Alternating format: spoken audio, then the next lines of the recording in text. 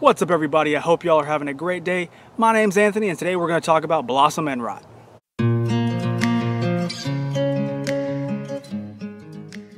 So what is blossom end rot? Well, it's basically a calcium deficiency in the plant somewhere, and it shows up on your fruits. The bottom of your fruits, like this tomato,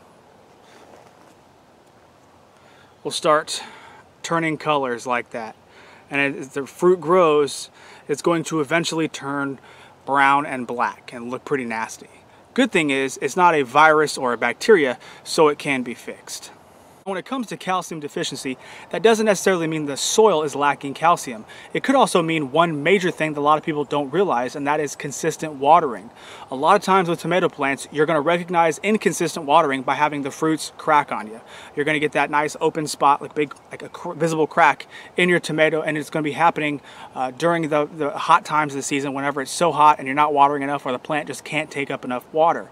But that's also going to show up earlier in the season in the first couple fruits with a blossom end rot look. However, I know for a fact, since I made this bed about 3 months ago, I legitimately forgot to add crushed eggshell like I always do.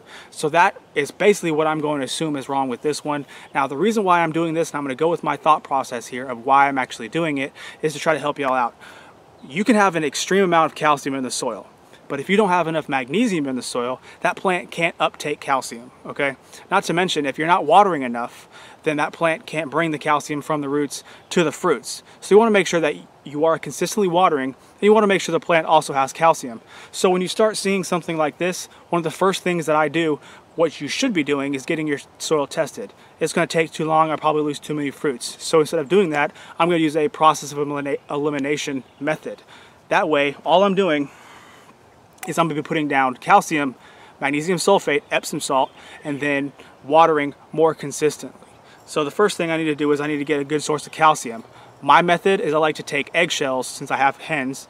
I take my own eggshells, I cook whatever breakfast, I put them off to the side. Once I get enough, I put them in the oven at 200 degrees for about 20-25 minutes. That way it dries them out and they get nice and crispy. Then I put them into the mortar pestle and I make ground up eggshells, all right?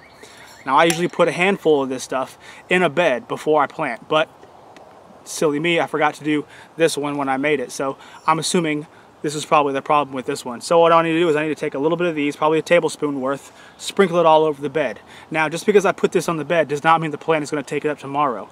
I need to make sure I put Epsom salt solution, 1 teaspoon per gallon, on top of it, and water more consistently, and my fruits should, the new fruits that come up, should be fine.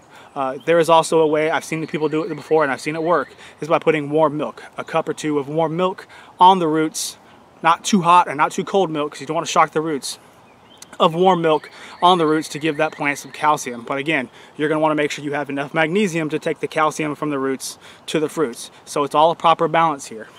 All right? But that's all I got to say on this one. Blossom end rot is a pain in the butt, but it is absolutely reversible. I really hope this video helps you. If it did, please give me a thumbs up, subscribe to my channel if you haven't, and I'll catch y'all later, okay? Bye.